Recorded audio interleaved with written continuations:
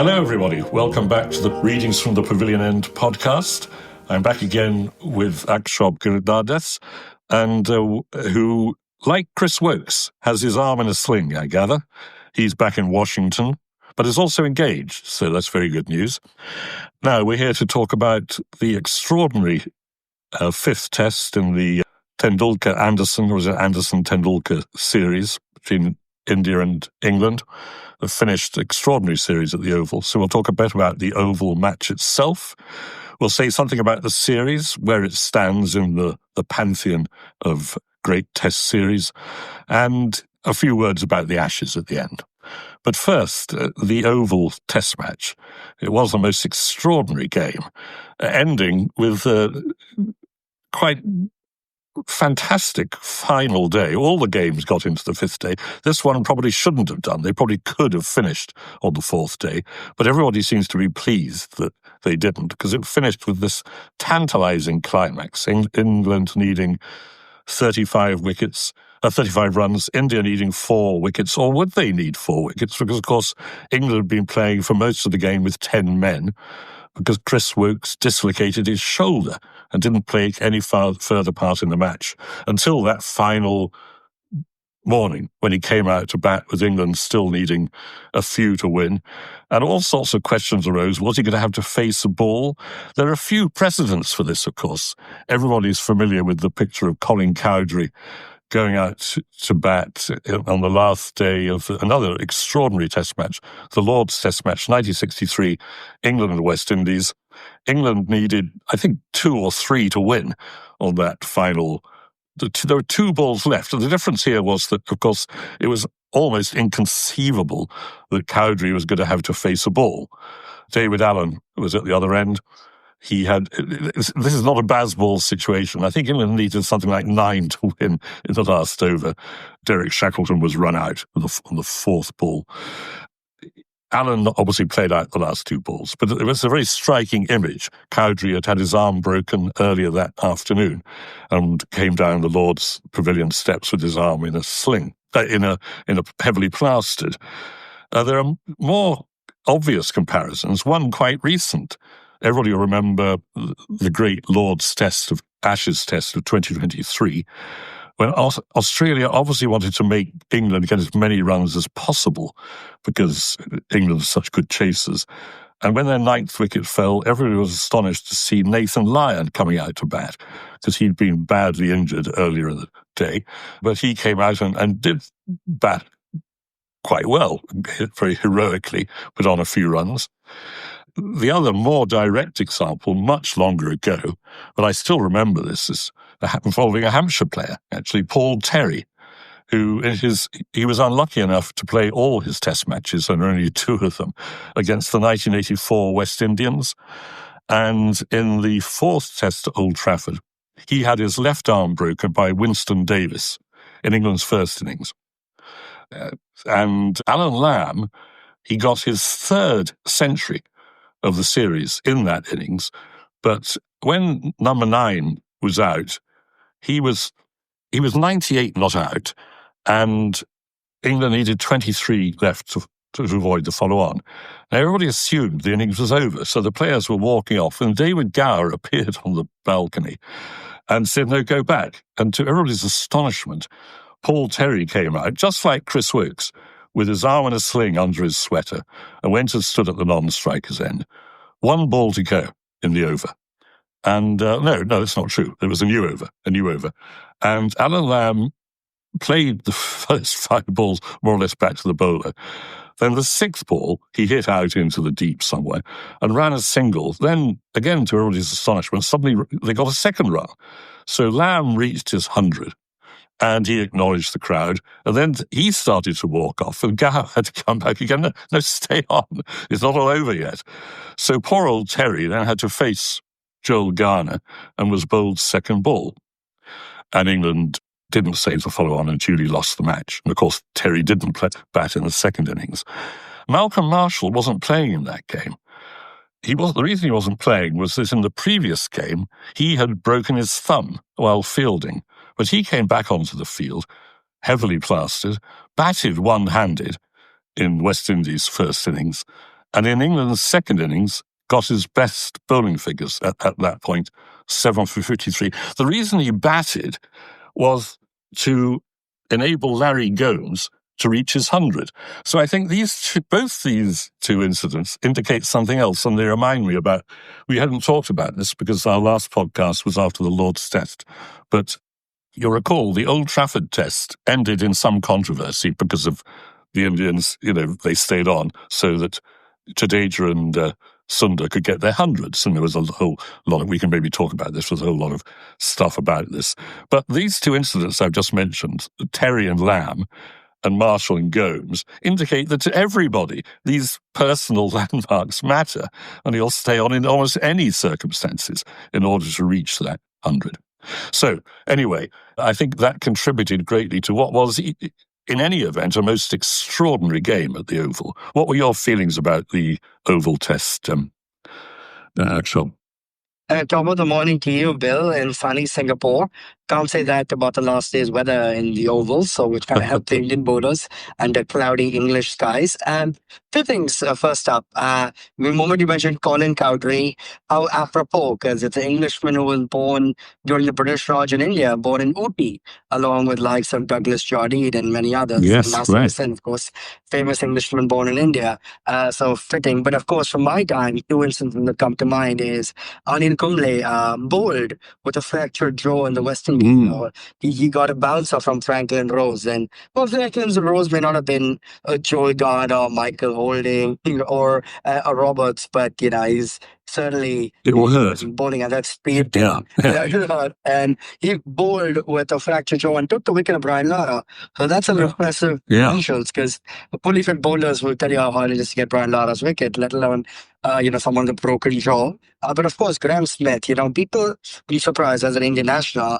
I always say my favorite cricketer is Graham Smith, and that's, a topic for another day. But because as a South African cricket fan, I never saw someone so young who just donned into the role so effortlessly and stood up to the Australians, And, he came out with a fractured hand, rather, and facing the likes of Mitchell Johnson on speedy Australian wickets. So, I would say that's one thing about these cricketers we don't give them enough credit for. We know they're tough and they're fit, but the tenacity, because it's not just physical tenacity, it's mental tenacity to be able to go out there and, we hypothesized what it would be like. I think the Sky commentary team said, oh, Chris Woakes, imagine tomorrow will Chris Woakes bat if there are only 10 runs to win.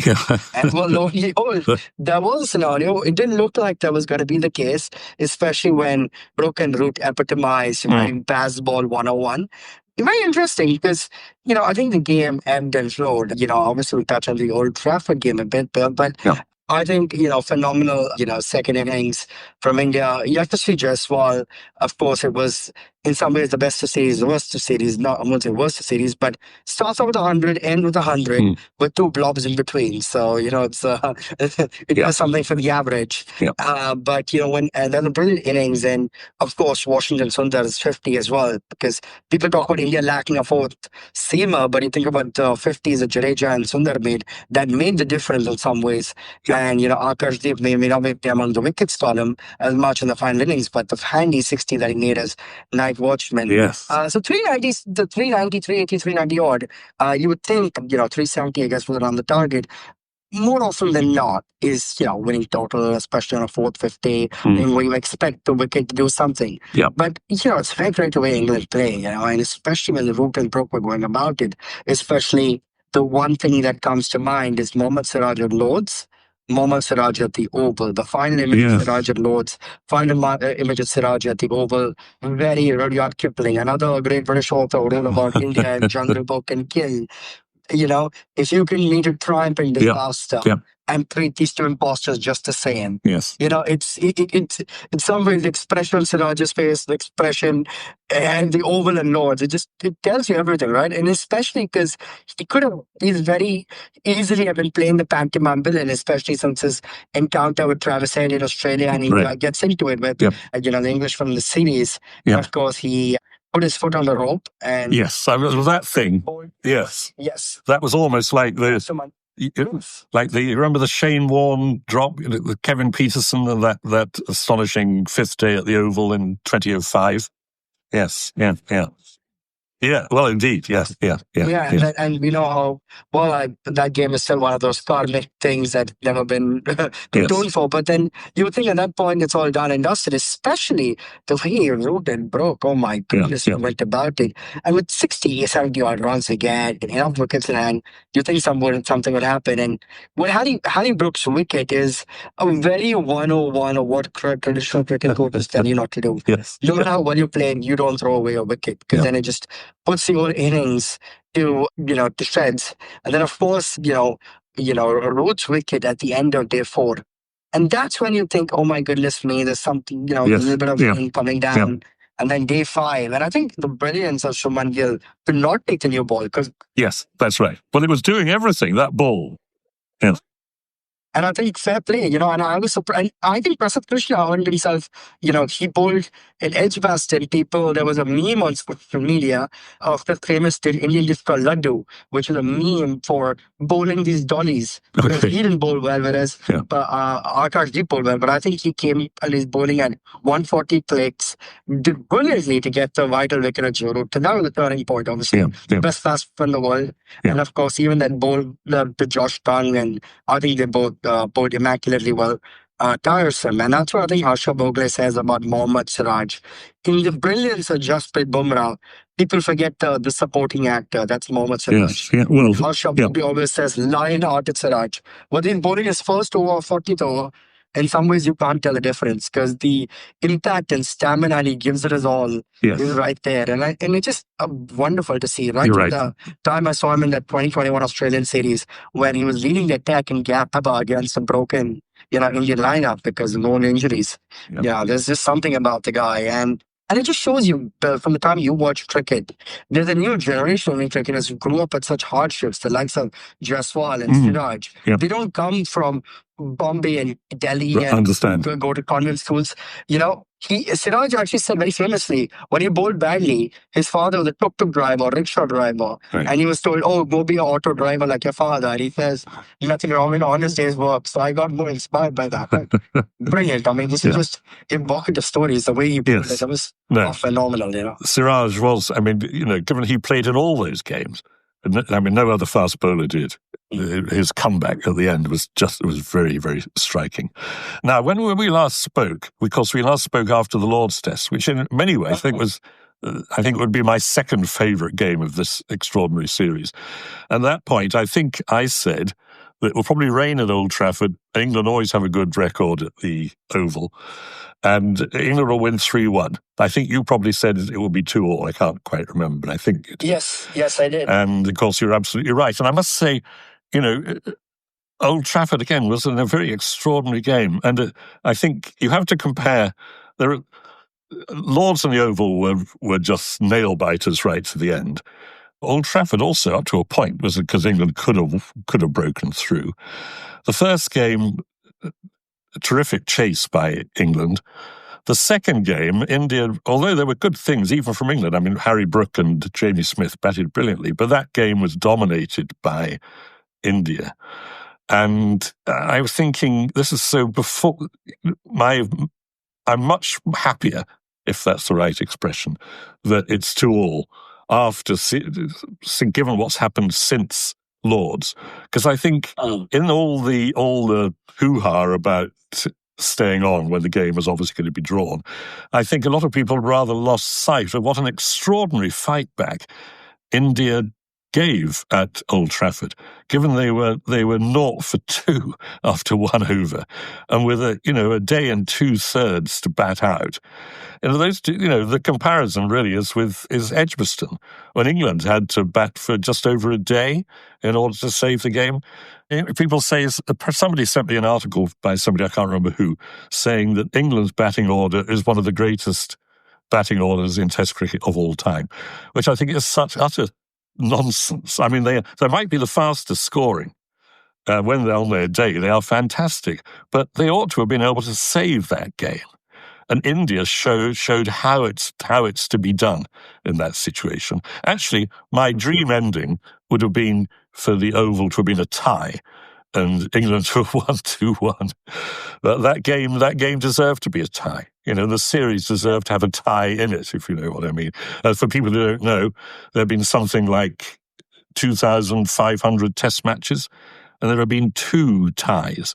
And I think... famous one in Madras test, yes. Yes, and I think, to be fair, the even more famous one in one of the great series, Australia-West Indies, 1960-61, the first test was a tie, with a famous run-out, Joe Solomon with a single stump to aim at, having run somebody else out at 2 overs before. It was an astonishing ending, that game. And another game in that series, Australia won by 2 wickets, Ken Mackay steering them home. And another game, they battled out. It was a draw. West Indies need 1 wicket to get. Again, it was Ken Mackay and Ken Slasher Mackay and Lindsay Klein batting out the last couple of hours, I think. Quite extraordinary. Anyway, so I think I'm 2-2 seems right.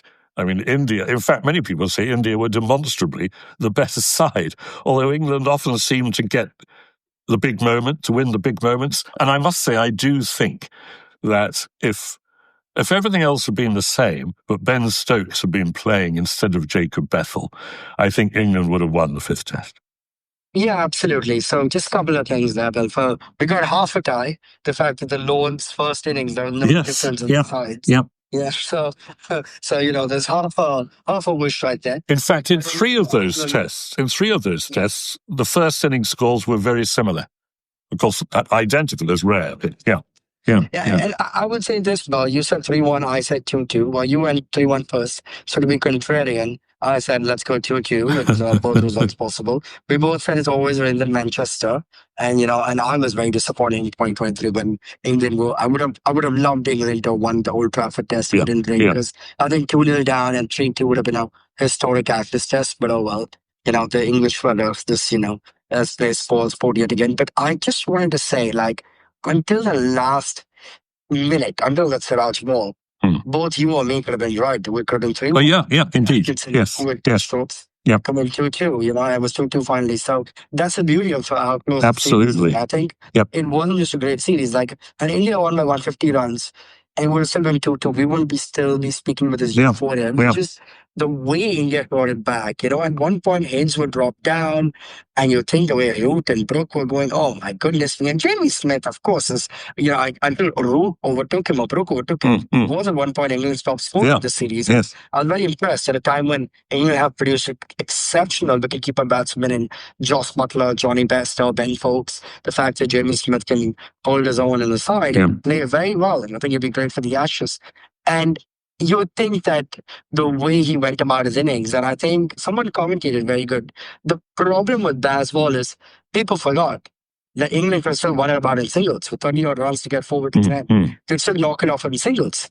The point is, you could still leave the ball that's troubling you and still get another one that put it away. Because the first 2 balls that England faced, they hit for 4. That's right. And it brought down the deficit to the 20s. So at that point, you're like, oh, goodness me, England's going to get this. It was just the Bazball in effect of trying to go on the front foot to a ball that's kind of nipping outside off. I think that's what someone pointed out, that England just left some of those good deliveries. They could have gone about winning this from singles. In fact, at some point, I was actually wondering that, look, why did Shubman Gill not bring the field up? I felt it was doing like Tim Payne when Atkinson had the last ball on strike, because it's very obvious he's going to take the single, keep Woakes off strike. And I think there's a very interesting Freudian concept here, Bill, and I want to get your point of view. All of us, just from a pure curiosity point of view, wanted to see what would it be like if Chris Woakes placed the ball. Just out of curiosity. Indeed. But someone once said it's a perverse effect of trying to see a man in agony. When he ran, you could cringe and see the muscles. Every bone in his body, every muscle, every sinew was hurting. And it's both the curiosity of our minds, but the perverseness of this, trying to see what would it be like, trying to face. And obviously, the only 2 ways I think the Indian bowlers would have gone about, a yorker or a bouncer, because you want to get into play at it. And, you have to see how good is tennis skills or how to deliver one-handed. And that's why Wimbledon was not too long ago. They faced deliveries at that speed, but cricket is a little more harder one-handed. I just felt that that's why I think the Terry precedent is an interesting one. The West Indies, Joel Garner bowled him. I didn't watch it. I don't know what he did, but I'm assuming he thought, if I bowl a few straight balls at this guy, I'm going to get him out because he's just going to be too limited in what he can do. And I assume that's what they'd have done. People say, are there rules? Is it against the cricketer spirit to bowl a bouncer to someone in Chris Woakes' position? I think, as he goes out there, he has to face what it is that's delivered up to him. I don't think it's no more complicated than that. That's my feeling. And that's what I was hearing. I even heard rumors about him batting left-handed. Yes, I think that's right. I think that's what he was practicing. But the funny part is, because his left arm was in a sling and he's a right-handed batsman, right-arm bowler, so the bottom man would still be the right hand. So I'm a little flummoxed as to how that would happen, but I guess we'll never know, and hopefully we never have to, because I don't want to see a cricketer in that position. And of course, it's even more agonizing that England lost a key bowler. Fortunately, they had three other quicks, but of course, there's the experience of Woakes that was missing. And fundamentally, again, this brings back into concept of the concussion shot was used in the 2019 Ashes when Manas Labuschagne came in and announced himself on the world stage when Jofra Archer bowled that bouncer at Steve Smith. So while it wasn't a concussion necessarily, but it happened on the field. Indeed, Well, Woakes in the bathroom or hotel bathtub. So I feel in some ways the rules have to be different, especially in Test cricket, because T20 has allowed a little more. Harshit,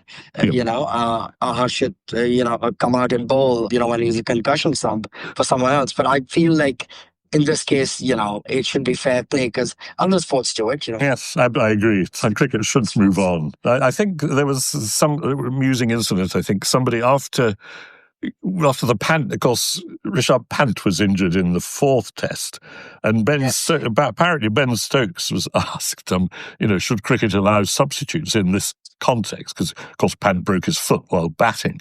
And Stokes said, no, I think the current rule is absolutely fine. And somebody was saying he wondered if he'd change his mind after the Chris Woakes injury. But I don't think Ben Stokes tends to change his mind about these things. Well, not publicly at least. And speaking of Ben Stokes, I'm just curious, before we finish about the Oval, to touch on the Old Trafford thing, because of course that game had a lot of chatter, and you associate with a lot of chatter one of the sides being Australian. Funny enough, there wasn't any, and people thought that is sort of England warming up for the Ashes. I was very curious, and there's another element of perverseness that someone said. They're like, Ben Stokes sort of knew what he was doing. He knew that it wasn't so much of, them being on 15 and 16. He knew they were trying to go for the 100, and he says, there's a bit of shortage for you in it, saying, I want to call it a day right now. Because if Jofra Archer, when he told Ravindra Jadeja, if you want 100, you batted like it earlier, he would lose again. You're a lawyer, Bill. You lose in a court of law because someone could pull Jofra Archer. If you wanted my wicket, you should have taken it earlier. Well, you pulled like it earlier. My initial feeling was that I had some sympathy for England's plight, but now, on reflection, in particular, just bearing in mind those two earlier incidents, of course, they're a bit different. The Marshall incident and the Paul Terry Allen Lamb, but they do illustrate the same thing. And to be fair, India could have said to England, look, we're playing again in 3 days' time. We're keeping you out here until 7 o'clock or whatever it would take. If you remember the first Ashes test in 2010-11 in Brisbane, when England in their second has got 500 for one, with that Alistair Cook getting a double century, Strauss. And, that game was going to be drawn well before they came to an end. So, there isn't a law about it. It's all, people can reach agreements if they want to, but if they don't reach agreement, well, just carry on. Yeah. I mean, that's what the umpires are there for. They're like, the umpires will dictate, if the changeover, 1 over left for the day. If the side gets out, we're going to have this much of a wicket falls. And I mean, that's why the umpires, it kind of falls into their jurisdiction of it. And I mean, here's the thing, right? I also felt that if someone would ask the question, like if when Stokes were in the batting side and would he have called it a day? Yeah, I mean, no, you mean, especially someone like, the difference is if it's someone like Joe Root or Sachin Tendulkar or Virat Kohli, once an 80 or a 90 to them, they've got so many hundreds behind them, perhaps 100 or two ahead of them at that stage. But Ravindra Jadeja bats so low down the order and he also mentioned this in his own personal interviews because he's got 100 in domestic cricket. And someone once, before the series, even though he's done other outstanding series, more so the bat than the ball because he's picked more of the bowler who can bat and he's an all-rounder. And he said, well, people talk about the lack of runs, but look at where I bat. I bat at number 7. Yeah. When you bat number 7, more often than not, you're batting with a tail, and India's tail in the last few series has traditionally wagged, especially in the first 2 tests. So him at number 6, or in the absence of Rishabh Pant, he got to play more of the attacking left-handed batsman. And it's not a thought for Washington Sundar, right? Because his best score before that was 96, so he knows what it's like to be so close. But he bats he's a top-order batter in first-class cricket in India, is that right? He is. He's from Chennai. Yeah. In fact, if anything, he started off with a batsman, as did R. Ashwin, the man he sort of dislodged, the statesman, really. He batted, and what happened was the coach saw him bowl part-time off-spin and asked him to focus more on his off-spin. So he was actually picked as a batsman. Even same thing with Ashwin. Ashwin was picked more as a batsman who could bowl, and then the off-spin, just took precedence. Let's forget. Steve Smith was supposed to be a replacement for Shaw. Absolutely. Yes, he was picked as a leg spinner. And then we know that he became a replacement for Ricky Ponting. Yes. How did that happen? Yeah, extraordinary. So where did Steve Smith play his first test match?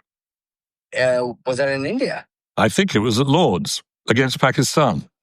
Oh, is that so? Yes, because they're Pakistan. They had a neutral test series, and I think Steve Smith made his debut in that test match, as you say, as a bowling all-rounder.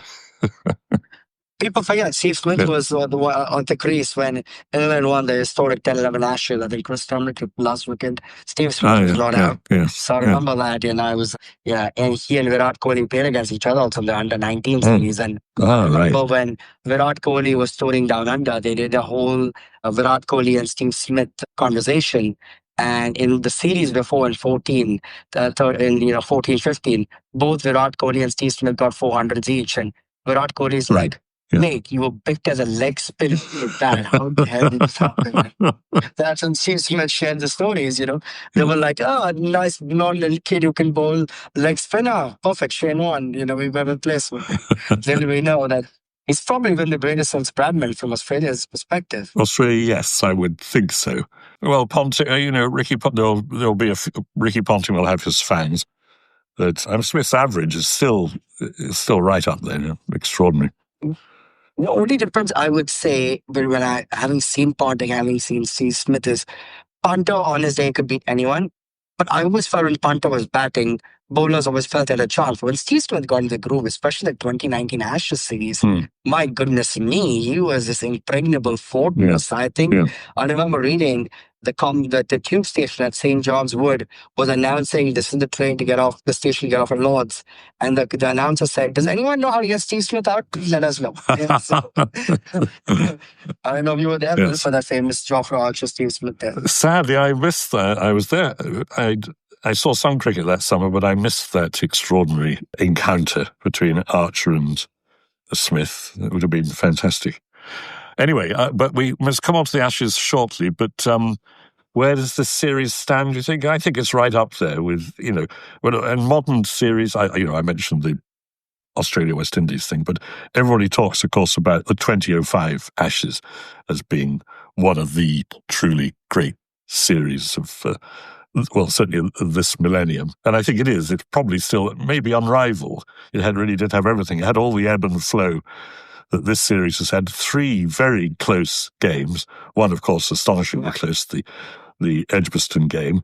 And, people don't know cricket, talk about, how come it's a draw after 5 days. But that draw at the Oval, when England needed to bat it out that final day, it had to get a draw.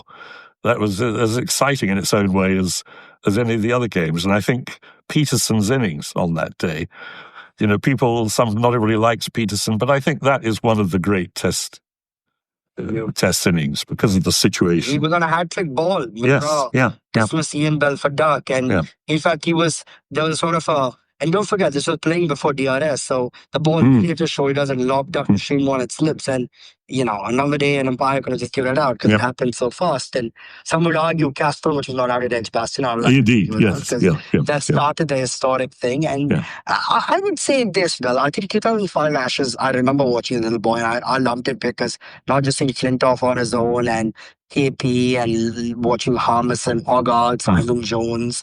And don't forget the final test when Simon Jones was injured. People thought Jimmy Anderson, we should keep him on the bench. And Paul Collingwood playing. Someone laughs. He got an MBE for 21 months. But don't forget, someone like Jimmy Anderson, who was the trophy named after, they didn't want to pick him in because Freddie's good enough to do it. And when Freddie got out early at the Ovals, they said, oh my goodness, new Flintoff, Lightfoot is delayed. But I just think, I would say that series, obviously, Australians would smirk at it, but I think it was great because I grew up watching a very mediocre England side. The Anas Horribilis of Atherton, Hussain, and Adam Holyoke. Oh, goodness me, people forget he was English captain. That series, oh, goodness me. And I think that series captured the zeitgeist of English cricket again. Of course, it's going to be a while until, and then I think 09, 10, 11, 13 was brilliant. But I would say historically, I would say that, but two series for me come up to mind, and it's not because I'm partisan to India or anything, but I would say the 2001 series in India-Australia, because again, India lost horribly in Bombay, and Australia, that was the mighty Australian side, right? Yes. That's it. Yes. This is the VVS Lakshman series.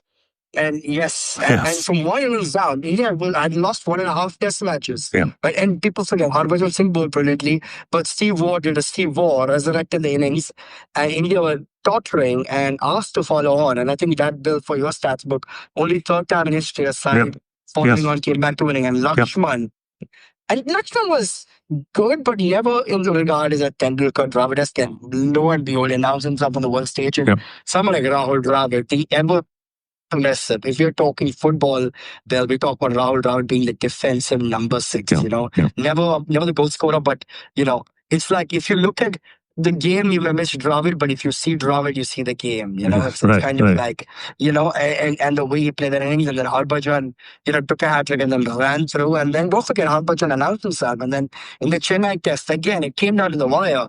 Harbhajan Singh, who picked up 15 wickets the last match, came out to bat, 8 wickets in hand, with only Nilesh Kulkarni in the pavilion, and hit the winning runs, So it was a very metaphorical Siraj, who bowled 5 tests out and wasn't really among in the reckoning for player of the series, although he was a top wicket taker, but it wasn't that kind of series. So had in Australia. But then he was the final act, Harbhajan Singh the final act. And of course, I think 21, that Gabba. I mean, that yes, I would agree with that. A side against nothing or against a full-fledged Australian side, because from the historic great of the McGrath, Lee, Gillespie, Warner era, this has been the best bowling attack, and Smith and Warner there. And I will touch upon this when we touch on the Ashes a little bit, what it takes to win a series in Australia, Bill. But that against all odds, and Rishabh Pant, Justin Langer said he played a Ben Stokes innings, which in my opinion is still the greatest Headingley innings. And I think winning against all odds at the mighty Gabba. I would agree with that. I would agree with that. Going back for a moment just to the 2000-2001, here's a little quiz question for you. You're right, that was the third occasion on which a side had won after being asked to follow on. The second occasion, of course, was Headingley 1981, Botham's Test at Leeds. And one person had a part to play in both those matches. Do you know who it was? Oh, goodness me, I wasn't born in 1981. No. Well, I'll tell you who it was. It was Peter Willey. Because he played in 1981, he umpired in 2000. Oh, phenomenal. Yeah, see, I probably would have forgotten that, but I remember that. And there's been a fourth occasion, of course, on which a side has won after being asked to follow on. Quite recent, during the Bazball era. And I said our last time that occasionally Ben Stokes gets things wrong when it comes to decisions like the toss, etc. This was England, New Zealand versus England. a couple of years ago, remember? And England lost by one run, I think it was. Oh, goodness. Well, I think that's trying to exercise the demons of the 2019 final against Ben Stokes' ancestral homeland. Well, of course, I think following on when your bowling attack is led by two opening bowlers with a combined age of 76 is probably asking too much. Jimmy Anderson. I'm going to ask you that, Bill, because this is a good segue to two things that are very, well, I'd like to believe more antiquated in Test cricket, but still there. The role of follow-on and the role of the night watchman. And before I ask you my question, but it's like, I wanted to ask you this, because yes, you're right on follow-on, because I think traditionally it's when a side racks up 500 and the other side gets up for 100 odd, and you're like, oh, we back ourselves to roll them over, why waste time batting? But I think, as you rightly said, today, the stamina and the toll that bowlers face, because the tea session should rename itself to protein drink session, because bowlers need to put their feet up. And there was a thought of Bumrah playing the last test because India batted 2 days continuously. There's a chance that he got an extra 2 days of rest. So does Bumrah pick and choose when he wants to play? Is that how it works? Or? I believe it's a BCCI medical team. They said he had played 3 tests. I mean, on one hand, Bill, you look at this pitch and be like, similarly like at Sydney where he pulled up his back, the spiciest wicket, the oval, spiciest wicket of the series, that SCG test, it required Bumrah. But I think the situation of India being 2-1 with the series on the line meant they need to play at Old Trafford, which, turned out to be a road. But, the irony of the series, that's where it was, Bill, is a 2 test India won. Bumrah had no problem. Indeed, yes. Anyway, sorry, you were going to ask, you were talking about following on. Yes, following on. So I think I agree with you. I think follow on, most captains don't do it, even if they obviously have, 300-run lead, because just for the toll it takes the bowlers, you want to give your bowlers a rest, because you're assuming you're somewhere in the middle of a series and there's more toll than the workloads today. And the second thing I would say is the role of the night watchman. We saw Akash take a brilliant 60, but Akash Chopra made a very good point, Bill, and I'm curious about it. It's something that's been part of Test cricket folklore. But he said, look, I never got a night watchman because I was an opener. The openers don't get only number 3 and down 2, which people sometimes forget. But he said, I never understood. He's like, but what can he give you?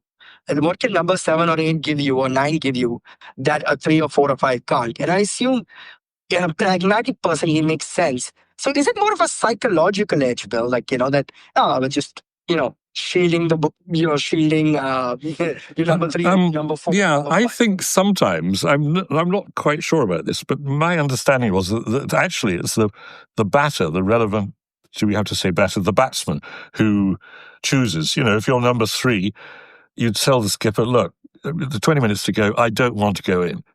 And then the captain will. So I think it's to some extent, it's the batsman who wants to be protected. And you can sort of understand that in a way. And, it happens all the time. It happens in county cricket. It happens in Test cricket. And it does give it an extra. You can see the advantage. I mean, that was a great example of how it can really work to the advantage of the batting side, because there's nothing irritates the bowling side more than bloody night watchman just hanging around. As Deep did superb. Yes. Yeah. But my favourites, of course, but indeed. My favourite story, you were saying people might not do it because of you want to protect the bowlers. My favourite story about that, it must be apocryphal, is Arjuna Ranatunga putting in England to bat at the Oval in 1998, and England got about 450. And Sri Lanka got sort of 700, as Jayasuriya got a double century. And Murali won the match, and Murali got 16 wickets in the game. And Ranatunga said, we couldn't bat second. But, we were not going to win if England had to follow on, because Murali would have got too tired. So we had to put them in and make sure we got a big total, which I thought was, well, the can't whole thing is wisdom after the event, but let's hope it's true. Interesting. Yeah, of course. I do hope, thinking about Murali, Ranatunga, De Silva, and Jayasuriya, Sri Lanka come back to the pantheon. Yes, indeed. Well, of course, if Test cricket is divided into 2 tiers, which is now looking as though this is going to happen, with no promotion and relegation, because you can't afford even the possibility of Australia, England or India being relegated, then we will lose something, I fear. I find this a complete travesty, Bill, because I think, especially from an Indian side of point of view, because lest you forget, the reason what made BCCI the most powerful body, a gentleman named Jagmohan Dalmia, remind you, this is a time in apartheid era South Africa, when South Africa only playing, more of the sides like England, Australia, New Zealand, and, and then Jagmohan Dalmia reminded them, all right, you know what, India, Pakistan, Sri Lanka, Western, we'll form our own thing. You want to relook at your coffers, and that's when I think the Melbourne Cricket Club and the others said, oh, hang on a minute, hold on a minute. I don't think cricket's supposed to be exclusionary, because the moment you do that, you lose out. We want to see the next Wasim Akram, the next Murli Taran, the next Joel Garner, the next Martin Crowe from these countries. It's not about exclusionary, because the only side that's really come from minnows to formidable test playing nation and that stayed on has been Bangladesh. This is where my Washington geopolitical hat comes in. It's because the political situation in Zimbabwe went from an almost side that could beat anyone on the day with the Flower Brothers and the streak has faded away for the Mugabe thing.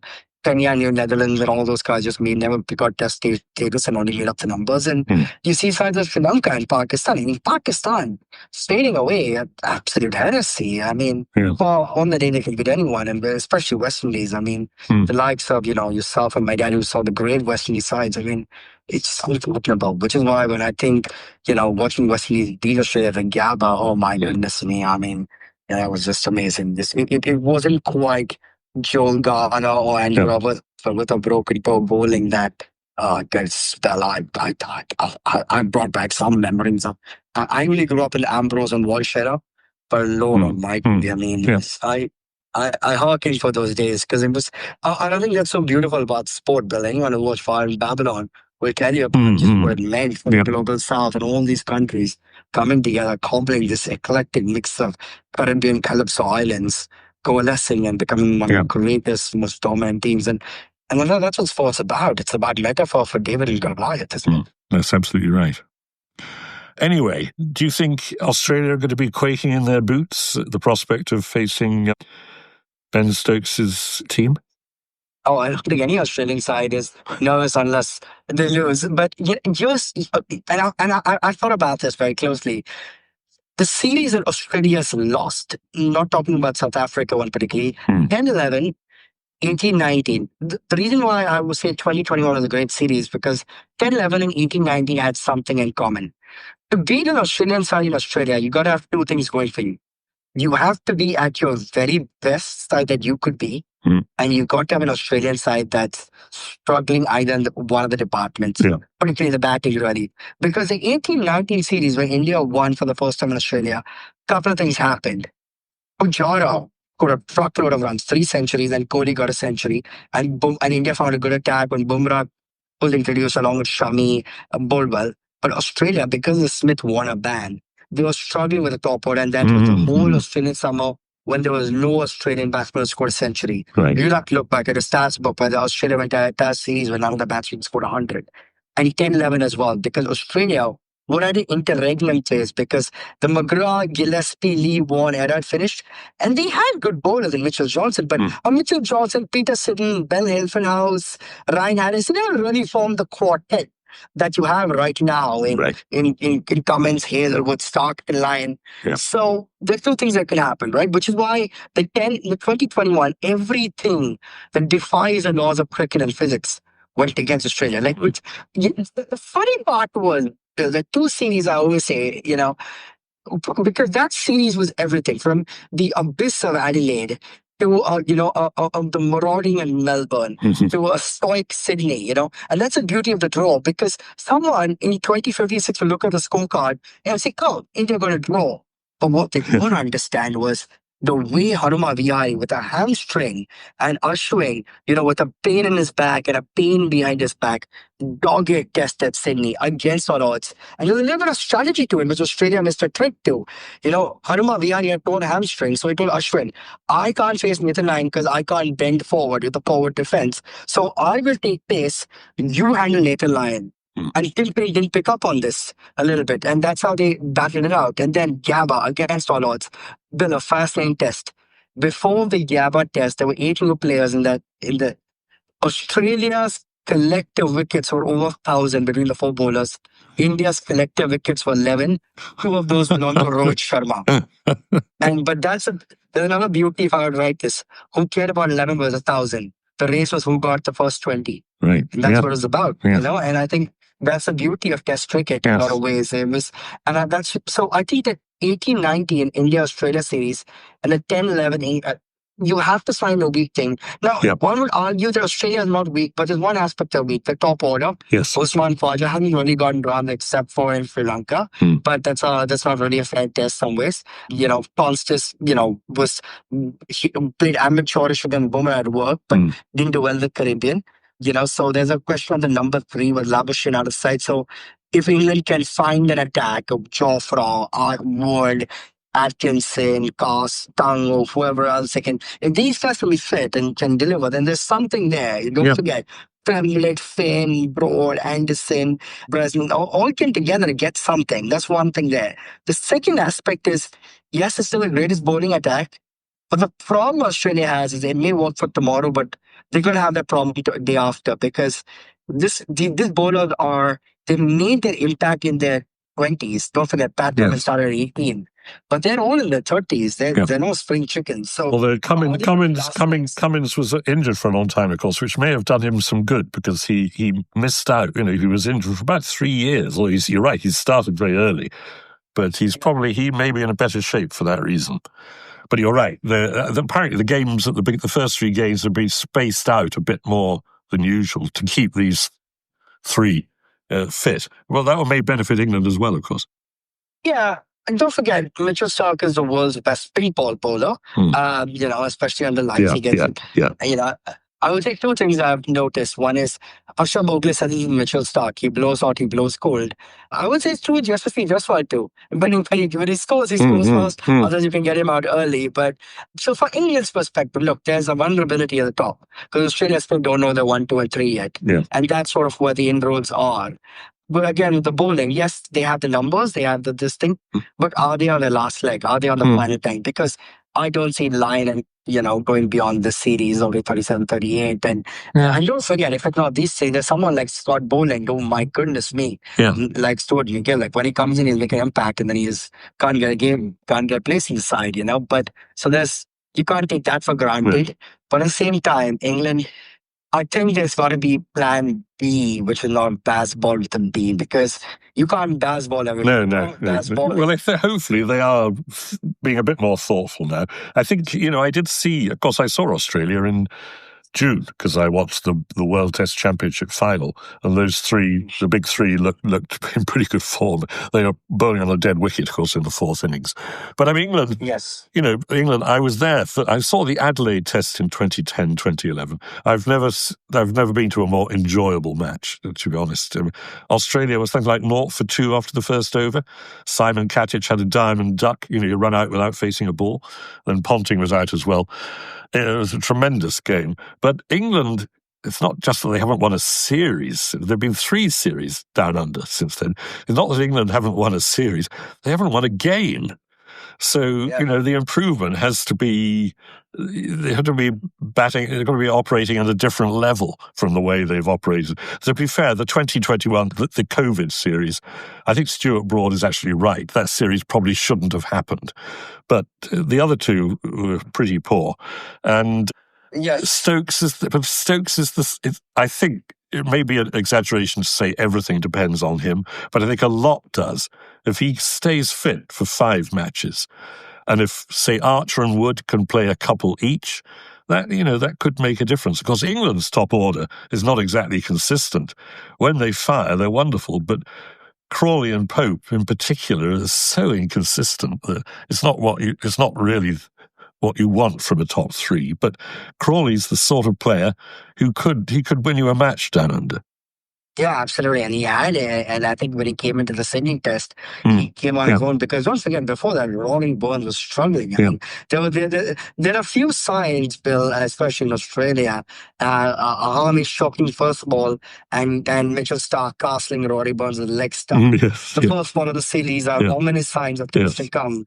You saw that in 2007 and you saw that in 21. So, different England battling England bowlers. That set precedent. But even, this England's batting was one that troubled them. Even in Tasmania on a Hobart green wicket when Ollie Robinson made inroads, it just England was just were weak between the sticks. I mean, and then of course a big question comes on Joe Root because for all the brilliance now he's the second highest run scorer. Taking Ponting and Dravid, impressive names. Indeed. Only behind one name, Peter Lopez, guess what name that is. But still hasn't got that elusive 100 that's right. in Down Under. He needs to get that. One would argue, look, what's the 80 or 90 was 100, right? These are numbers. But at the same time, they make all the difference because if you look at the likes of the greats who've done it, like Sachin Tendulkar, Virat Kohli, Brian Lara, A.B. de Villiers, John Stevens, and Alistair Cook and Sir Alistair Cook, rather, Jonathan Pratt, I think Ian Bell has got it. So you kind of have to do that because what really wins you matches in England is when he's 4 out runs, and then that's it. Because people forget the wickets are fast and bouncy, but they're good wickets to bat on too. Well, I mean, Johnny Bairstow's got 200s in Australia. Yes, he did. It was a thin one, absolutely. And I think it's for a player of Root's caliber, and I'm pretty sure Brooke might fancy his chances of Root's caliber. It's almost a travesty, right? I'm not getting 100. But at some point, Ricky Ponting doesn't have a very good record in India, but would anyone say he's not a great batsman? But it's still, it behooves, especially, there's something special about Ashes 100. Something special about Ashes 100 Down Under. And I want to see a good, I don't for England the Ashes only because it's, England's so one-sided for so long. And England would have done well at home, but I still want to see enjoyable series. It should be a great, and it's apparently it's a sellout. We're talking to friends last night. They're going to be in Melbourne after Christmas. And my friend is going to the 4th day at the MCG because there are no tickets available for the first 3 days. So that's quite something. Last time it didn't land. Indeed, yes. Well, I think 2010-11, I don't think it lasted for. England won by an innings. Yeah, build a man a statue. That's the funny part, right? A good Aussie mate of mine who was Victorian in Melbourne, he said, the Boxing Day is so sacrosanct, we refer to Christmas as the day before the Boxing Day test. Anyway, I think we've been going for almost an hour, which must be a record for us. So I think the time has probably come to call it a day. Wish you a very good night in Washington, and we'll speak again soon. Well, good morning. Oh, right. Yes, indeed.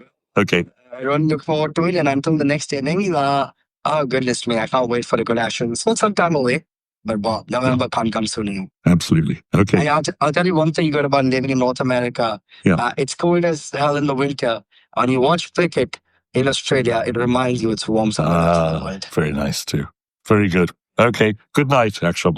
Good night. Well, I hope you enjoyed that. Please subscribe, as you can do that by looking up the website where you found this. Recommend to your friends, and I'm more than happy to take requests. Thank you.